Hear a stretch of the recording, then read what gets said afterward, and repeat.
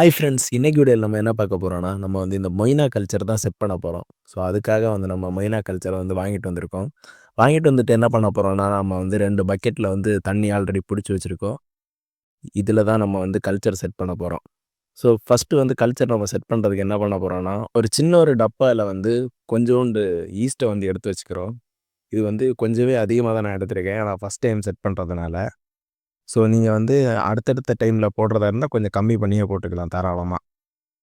நம்ம ஈஸ்ட் எடுத்து வச்சிருக்க டப்பால கொஞ்சம் தண்ணிய புடிச்சு, அத வந்து நல்லாவே மிக்ஸ் பண்ணுவோம்.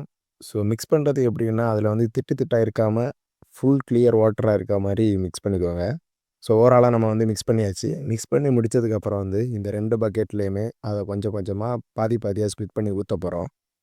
இப்ப நம்ம வந்து பாதி பாதியா எல்லாத்தையுமே ஸ்ப்ளிட் பண்ணி ஊத்தியாச்சு. ஊத்துனதுக்கப்புறம் நம்ம வாங்கிட்டு வந்த மொய்னா கல்ச்சர எடுத்து, அதையுமே ஸ்ப்ளிட் பண்ணி பாதி பாதியா 2லயுமே ஊத்தப் போறோம். ஸோ நம்ம ஓவராலா எல்லாத்தையுமே ஊத்தியாச்சு. ஊத்துனதுக்கப்புறம் பாருங்க, மொய்னா எல்லாம் எவ்வளோ அழகா போய் செட்டில் ஆயிடுச்சுன்னு. ஸோ இந்த வீடியோ வந்து உங்களுக்கு பிடிச்சிருந்துச்சுன்னா லைக் பண்ணுங்க.